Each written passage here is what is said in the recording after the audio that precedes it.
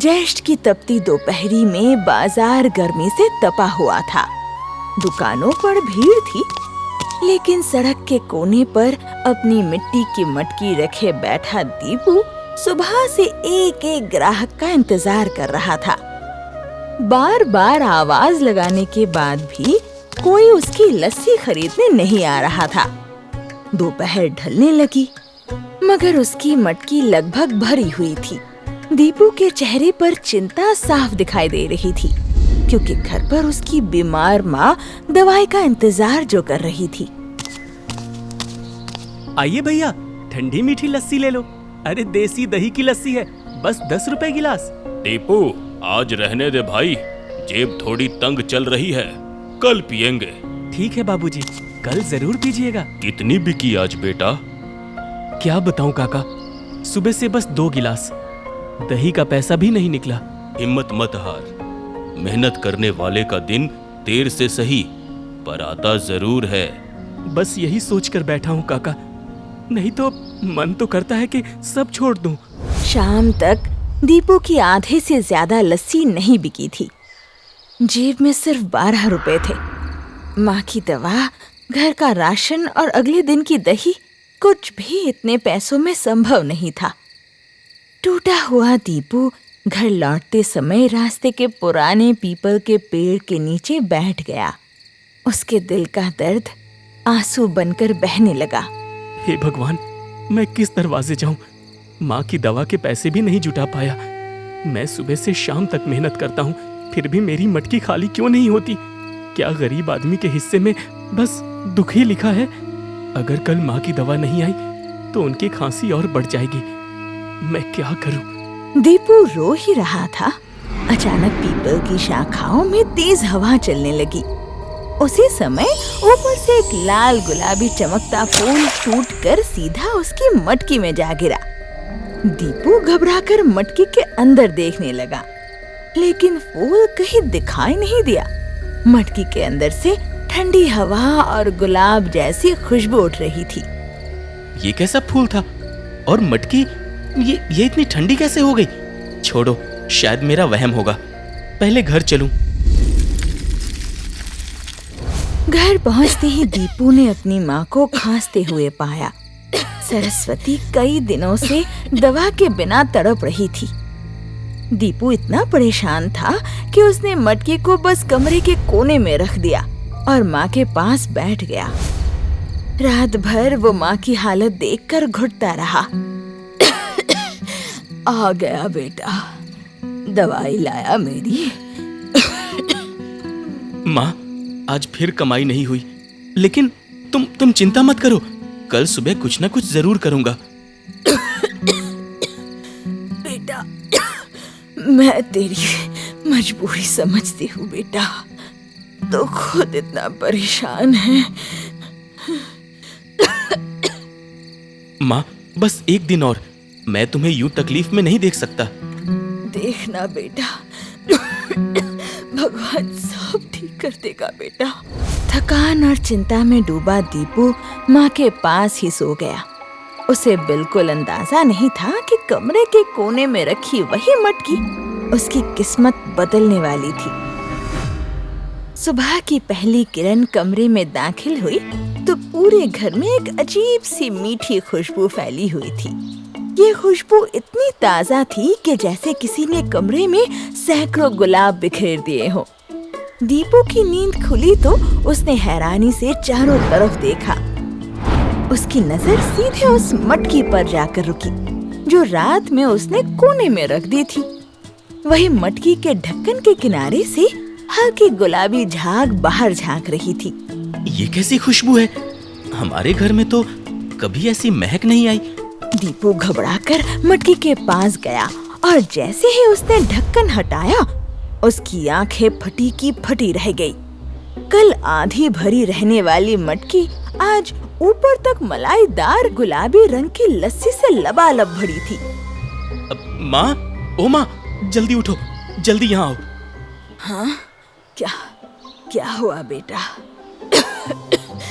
क्यों सुबह सुबह चिल्ला रहा है? माँ देखो, कल रात तो मटकी आधी थी, मैंने इसमें कुछ डाला भी नहीं, फिर ये ऊपर तक कैसे भर गई? हे राम, ये तो सच में भरी हुई है। और ये रंग हल्का गुलाबी। माँ, मुझे लगता है कल पीपल के पेड़ पर जो फूल गिरा था ना, उसी का असर है। पहले थोड़ा चक्कर तो देख बेटा, कहीं दही खराब न हो गई हो। दीपू ने कांपते हाथों से एक कटोरी में लस्सी निकाली। जैसे ही कटोरी पास आई, गुलाब की महक और तेज हो गई। उसने थोड़ा सा माँ की ओर बढ़ाया। सरस्वती ने एक घूंट लिया। लस्सी गले से उतरते ही उनके चेहरे पर एक अजीब सुकून उतर आया। कई दिनों से जो सीने में जलन और खांसी की कसक थी, वो अचानक से ढीली पड़ गई। अरे ये क्या, मेरे गले की जलन कम हो गई। सच माँ? हाँ बेटा, और सांस भी हल्की लग रही है। ये लस्सी साधारण नहीं है बेटा। तो क्या सच में वो फूल अब? भगवान न जाने क्या रहस्य कर रहे हैं, लेकिन बेटा इसे संभाल कर रखना। मुझे लगता है ऊपर वाले ने हमारी सुन ली है। माँ, आज मैं ये लस्सी लेकर बाजार जाऊंगा, देखते हैं क्या होता है। दीपू रोज की तरह अपनी रेड़ी लेकर बाजार पहुंचा, लेकिन आज उसके दिल में एक हल्की सी उम्मीद थी। जैसे ही उसने मटकी का ढक्कन खोला, गुलाब की मीठी खुशबू हवा में फैल गई। पास बैठे दुकानदारों ने तुरंत गर्दन घुमाकर उसकी तरफ देखा। अरे दीपू, आज तेरी लस्सी से ये कैसी खुशबू आ रही है? मुझे खुद नहीं पता काका, पर आज लस्सी कुछ अलग हो गई है। अरे दीपू भैया, इतनी अच्छी खुशबू तो मंदिर के फूलों से भी नहीं आती। तू भी सूंघ ले मुनिया, मुझे तो खुद समझ नहीं आ रहा। उसी समय बाजार में थका हारा आता हुआ रामू काका का पुराना दोस्त गिरधारी वहाँ रुका। उसकी कमर में कई दिनों से दर्द था और वो बार बार सीधा खड़ा भी नहीं हो पा रहा था। दीपू, आज बड़ा सुगंध मार रही है तेरी मटकी। एक गिलास देना, गर्मी से जान निकली जा रही है। लो काका, आज की पहली लस्सी आपके नाम। दीपू ने गिलास भरकर गिरधारी को दिया। गिरधारी ने एक ही सांस में आधा गिलास पी लिया। 2 पल तक उसकी आंखें बंद रही, फिर उसने अचानक कमर सीधी कर ली। अरे ये क्या, मेरी कमर का दर्द जैसे हल्का हो गया। क्या सच कह रहे हो? अरे रामू, मैं झूठ क्यों बोलूंगा? सुबह से सीधा खड़ा नहीं हुआ जा रहा था और अभी जैसे बोझ उतर गया हो। दीपू बेटा, लगता है आज तेरी मटकी में सच में कोई करामात है। रामू काका की आवाज सुनकर आसपास के लोग भी पास आने लगे और कुछ ही मिनटों में दीपू की रेहड़ी के सामने छोटी सी भीड़ जमा हो गई। अरे भाई, हमें भी एक गिलास देना, इतनी खुशबू तो कहीं नहीं मिलती। हाँ बाबूजी, अभी देता हूँ। अरे वाह, ये तो सच में अलग स्वाद है, जैसे गुलाब, मलाई और मिश्री सब एक साथ घुल गए हो। मेरे लिए भी भर दो भाई। मेरे लिए 2 गिलास, हाँ, घर भी ले जाऊंगा। दीपू समझ नहीं पा रहा था कि सुबह सुबह उसकी रेहड़ी के सामने अचानक इतनी भीड़ कैसे लग गई। जिस मटकी की लस्सी को कल तक कोई पूछता नहीं था, वही आज हाथों हाथ बिकने लगी। हे भगवान, ये सब क्या हो रहा है? बाजार के दूसरे कोने में अपनी बड़ी दुकान पर बैठा सेठ मक्खन लाल ये सब दूर से देख रहा था। उसकी दुकान पर आज पहली बार सन्नाटा था और दीपू की रेहड़ी के आगे भीड़ थी और ये नजारा उसकी आंखों में चुभ रहा था। नंदू। जी मालिक। अरे जाकर देख, उस छोरे की मटकी में ऐसा क्या भर गया कि लोग पागल हुए जा रहे हैं। अभी देखता हूँ मालिक। नंदू भीड़ में घुसकर दीपू के पास पहुँचा। ओ दीपू, एक गिलास इधर भी देना। लो नंदू भैया। नंदू ने लस्सी पी और उसकी आंखें फैल गई। अरे बाप रे, ये तो सच में कमाल की चीज है। वो भागकर माखन लाल के पास पहुंचा। क्या हुआ, क्यों हाफ रहा है? मालिक, लस्सी तो ऐसी है जैसे कभी चखी नहीं। ऊपर से खुशबू अलग, स्वाद अलग। लोग इसी कारण टूट पड़े हैं। जरूर कोई चाल है। बिना चाल के गरीबी एक दिन में अमीरी नहीं बनती।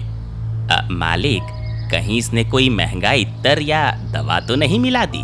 जो भी है, मुझे वो मटकी चाहिए। समझे तुम दोनों? मुझे वो मटकी हर हाल में चाहिए। दीपू के रेड़ी के सामने भीड़ हर घंटे बढ़ती जा रही थी। जो भी एक बार लस्सी पीता वो दूसरे को बुला लाता। गुलाब की खुशबू पूरे बाजार में फैल चुकी थी। मिट्टी की साधारण मटकी अब लोगों के लिए कौतूहल का कारण बन गया था। उसी समय भीड़ को चीरते हुए शहर के मशहूर डॉक्टर विनय खन्ना वहां पहुंचे। उनके साथ कंपाउंडर सुरेश भी था। डॉक्टर साहब दूर से ही भीड़ देखकर रुक गए। यहाँ क्या तमाशा लगा रखा है? सड़क जाम क्यों कर दी तुम लोगों ने? डॉक्टर साहब, तमाशा नहीं, कमाल है कमाल। दीपू की लस्सी पीते ही लोगों को राहत मिल रही है। अरे रहने दीजिए रामू जी, हर छोटी चीज को चमत्कार बना देते हो आप लोग। नहीं डॉक्टर साहब, मैं खुद पी चुका हूँ। सुबह से सिर दर्द था, अब हल्का लग रहा है और मेरी कमर का दर्द भी कम हुआ है। अच्छा, तो मामला ऐसा है। डॉक्टर खन्ना आगे बढ़े और दीपू की मटकी के पास खड़े हो गए। उन्होंने गहरी सांस लेकर खुशबू सूंघी। उनके चेहरे पर हल्की हैरानी उभरी। दीपू, क्या मिलाया है इसमें? कुछ भी नहीं डॉक्टर साहब, वही दही, वही चीनी, वही पानी। बस आज सुबह से ये खुद ऐसी हो गई। अच्छा, खुद ऐसी हो गई? लस्सी अपने आप बदल जाती है क्या? मैं झूठ नहीं बोल रहा साहब। एक गिलास मुझे दे। दीपू ने गिलास भरकर डॉक्टर को दिया। डॉक्टर खन्ना ने पहले एक छोटा घूंट लिया, फिर दूसरा, फिर तीसरा और फिर पूरा ग्लास खत्म कर दिया। कुछ पल तक वो शांत खड़े रहे। क्या हुआ डॉक्टर साहब? अजीब है। क्या अजीब है? सुबह से मेरे पेट में तेज जलन थी। मरीज देखने के बीच दवा लेने का समय भी नहीं मिला। अभी अभी दर्द एकदम ढीला पड़ गया। लेकिन इसका मतलब ये नहीं कि मैं इसे चमत्कार मान लूं। कुछ तो बात है इस मटकी में। मैं भी यही समझ नहीं पा रहा साहब। दीपू, शाम को मेरी डिस्पेंसरी में आना। मैं इस लस्सी की थोड़ी जांच करना चाहता हूँ। जी डॉक्टर साहब। अरे बेटा, आज दवा भी ले आया? हाँ माँ, और सिर्फ दवा नहीं, ये देखो। दीपू ने मुट्ठी भर नोट माँ के सामने रख दिया। सरस्वती की आंखें भर गई। इतने पैसे आज सब बिक गया क्या? माँ, आज तो लोग टूट पड़े थे। जिसने पिया वही औरों को बुलाता रहा। मैंने कहा था ना बेटा, ये साधारण मटकी नहीं है। डॉक्टर खन्ना भी आए थे, वो भी पीकर हैरान रह गए। तो अब समझ ले कि भगवान ने तेरी सुन ली है। बस बेटा, पैसे आए तो आए, पर घमंड मत आने देना। उस रात कई महीने बाद घर में चैन की सांस थी। चूल्हे पर गरम रोटी बनी, दवाइयाँ आई और दीपू के चेहरे पर एक हल्की उम्मीद लौटी। लेकिन उसी समय बाजार के दूसरे कोने में कोई और बेचैन था। मक्खन लाल अपने बड़े कमरे में चक्कर काट रहा था। सामने मेज पर हिसाब की बही खुली थी। रोज जहाँ उसकी दुकान से सैकड़ों गिलास बिक जाते थे, आज आधी भी बिक्री नहीं हुई। उसके चेहरे पर जलन साफ दिखाई दे रही थी। एक मिट्टी की मटकी ने मेरी सालों की दुकान की नाक कटवा दी। मालिक, लोग सच में उसी की तरफ भाग रहे थे। हमने भी देखा। जिसने एक बार पी वही दूसरों को बुला रहा था। मुझे कहानी मत सुनाओ, मुझे कारण चाहिए। मालिक, कहीं कोई तांत्रिक चीज तो नहीं? चाहे तांत्रिक हो या वैज्ञानिक, मुझे फर्क नहीं पड़ता। मुझे बस वो मटकी चाहिए, समझे? लेकिन मालिक, सीधा मांगेंगे तो देगा नहीं। इसलिए मांगनी नहीं है, चुरानी है। चुरानी? हाँ, आज नहीं तो कल मेरी पूरी दुकान खत्म हो जाएगी। उससे पहले मटकी मेरे गोदाम में होनी चाहिए। समझ गए मालिक। तुम दोनों आज रात उसके घर की टोह लेकर आओ। मटकी कहाँ रखता है, दरवाजा कैसा है, सब पता करो। जी मालिक। उधर दीपू खाना खाकर माँ के पास बैठा था। मटकी कमरे के उसी कोने में रखी थी और उससे अब भी हल्की गुलाब की खुशबू उठ रही थी। सरस्वती दवाई लेकर सो गई, लेकिन दीपू देर तक जगा रहा। उसके मन में खुशी भी थी और डर भी था। तभी आधी रात के करीब उसे हल्की सी झपकी लगी ही थी और उसने एक अजीब सपना देखा। सपने में वही पीपल का पेड़ दिखाई दिया। हवा चल रही थी, पेड़ के नीचे धुंध सी फैली थी। उसी धुंध से एक बूढ़ी अम्मा की आवाज गूंजी, दीपू। कौन? बरकत आई है बेटा, लेकिन बरकत के पीछे लालच भी आता है। सावधान रहना, आज तेरी मटकी पर किसी की बुरी नजर है। कौन लेना चाहता है मेरी मटकी? जिसके दिल में लालच है वही खुद तेरे दरवाजे तक आएगा। अब अगर बुद्धि से काम लिया तो वरदान बचेगा, नहीं तो सब छिन जाएगा। अम्मा, अम्मा रुको। दीपू जैसे हड़बड़ा कर उठा। उसके माथे पर पसीना था। उसने तुरंत मटकी की तरफ देखा। मटकी शांत पड़ी थी, मगर उसके मन में सपना हथौड़े की तरह बज रहा था। सपना देखकर उठने के बाद दीपू की नींद पूरी तरह से उड़ चुकी थी। बूढ़ी अम्मा की चेतावनी उसके कानों में गूंज रही थी। उसने कमरे के कोने में रखी जादुई मटकी को ध्यान से देखा और फिर बाहर आंगन में पड़ी दूसरी पुरानी मिट्टी की मटकी पर उसकी नजर गई। अचानक उसके मन में एक तरकीब कांधी। अगर सच में कोई चुराने आएगा तो खाली हाथ नहीं जाएगा, मगर असली मटकी भी नहीं ले जाएगा। दीपू तुरंत उठकर बाहर गया, पुरानी मटकी को साफ किया।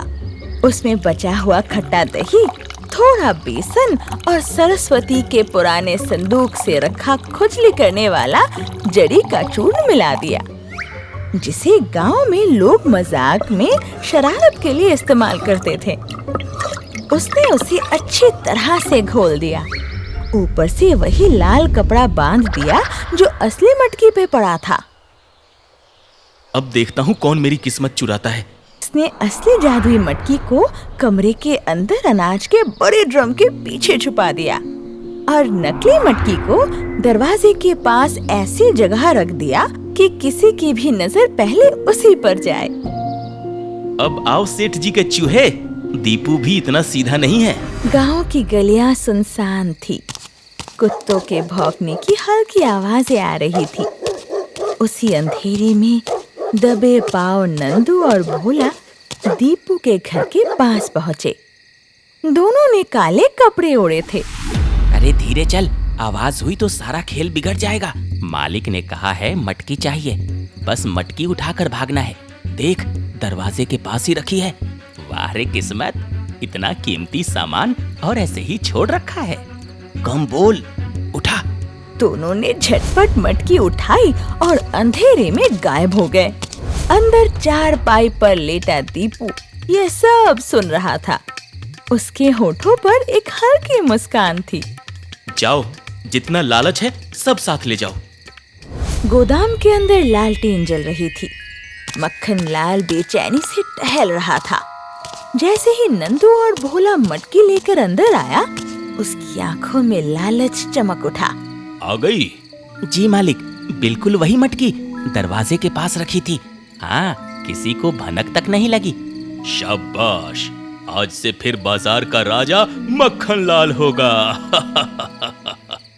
मक्खन लाल ने जल्दी से मटकी का ढक्कन हटाया। अंदर से हल्की खट्टी गंध आई, मगर लालच में उसकी समझ बंद गई थी। लाओ गिलास। अरे मालिक, पहले सूंघ तो लीजिए। अरे मूर्ख, जादू सूंघने से नहीं पीने से मिलता है। उसने बड़ा सा गिलास भरा और एक ही सांस में सारा गटक गया। 2 पल तक सब शांत था। फिर अचानक मक्खन लाल का चेहरा तमतमा उठा। वही माँ, ये क्या? क्या हुआ मालिक? अरे बदन में आग लग रही है। कहाँ? हर जगह, पीठ, गर्दन, हाथ। अरे खुजली, भयंकर खुजली। मक्खन लाल पागलों की तरह अपने पूरे शरीर को खुजलाने लगा। उसकी पगड़ी टेढ़ी हो गई, कुर्ता ऊपर चढ़ गया और वो गोदाम में उछलने लगा। अरे बचाओ, अरे मर गया, जैसे 1000 चींटियां काट रही हो। अब मालिक कहीं जहर तो नहीं? जहर नहीं, जहन्नुम है। पानी डालो, मिट्टी डालो, कुछ भी करो। मैं पीठ खुजाऊं? खुजा खुजा, जोर से खुजा। हाँ, और खुजा और खुजा। नंदू और भोला दोनों उसे खुजलाने लगे, मगर जितना खुजलाते मक्खन लाल उतना ही उछलता। दीपू, तूने मुझे बर्बाद कर दिया। सुबह होते ही उसका खेल खत्म कर दूंगा। सुबह बाजार खुला तो हर रोज की तरह दीपू अपनी रेढ़ी लेकर वहाँ आ पहुँचा। उसके हाथ में वही असली जादुई मटकी थी। गुलाब की खुशबू फिर हवा में फैल गई। कुछ ही देर में ग्राहक जमा होने लगे। तभी दूर से मक्खन लाल आता दिखाई दिया। उसका चेहरा जैसे सूजा हुआ था, गर्दन लाल थी और वो चलते चलते भी खूब खुजला रहा था। अरे सेठ जी, ये क्या हाल बना रखा है? चुप रहो। अम्मा रे, सेठ जी तो बंदर की तरह खुजा रहे हैं। मक्खन लाल सीधे दीपू के सामने आकर रुक गया। उसकी नजर दीपू की मटकी पर पड़ी और वो सन्न रह गया। ये मटकी तेरे पास कैसे? क्यों सेठ जी, मेरी मटकी मेरे पास नहीं होगी तो कहाँ होगी? नहीं, ये नहीं हो सकता। वो तो रात में आपके गोदाम गई थी, यही कहना चाहते हैं ना? सेठ जी के गोदाम? मैं गांव वालों, रात को मेरी मटकी चुराने 2 चोर आए थे, पर भगवान ने पहले ही मुझे खबर दे दी थी। मैंने असली मटकी छुपा दी और नकली बाहर रख दी। मतलब सेठ जी चोर निकले? और उस नकली मटकी में मैंने खट्टा दही और खुजली वाली जड़ी मिलाई थी। इसलिए सेठ जी सुबह से नाच रहे हैं। दीपू बेटा, गलती हो गई, मुझे बचा ले। मक्खन लाल शर्म से सिर झुकाए खड़ा रहा। उसके चेहरे से घमंड पूरी तरह से उतर चुका था। दीपू ने शांत नजरों से उसे देखा। उसके मन में जीत का अहंकार नहीं था, बल्कि एक अच्छे इंसान की तरह नरमाहट थी। दीपू बेटा, आज समझ आया कि तेरी मटकी में जादू लस्सी का नहीं, तेरी नेक नीयत का है। मैं धनवान होकर भी छोटा निकला और तू गरीब होकर भी मुझसे बड़ा हो गया। सेठ जी, ऊपर वाला सबको मौका देता है। किसी की थाली से रोटी छीनने में नहीं, किसी की खाली थाली भरने में असली सुख है। अगर आज आपको अपनी गलती समझ आ गई तो यही सबसे बड़ी दवा है। मक्खन लाल की आंखों से पछतावे के आंसू बह निकले। उसने चुपचाप सिर हिलाया और बाजार में खड़े सब लोग दीपू को सम्मान भरी नजरों से देखने लगे। उस दिन से सब ने अपनी आंखों से देख लिया कि सच्चाई चाहे जितनी भी देर से जीतती है, लेकिन जीतती जरूर है।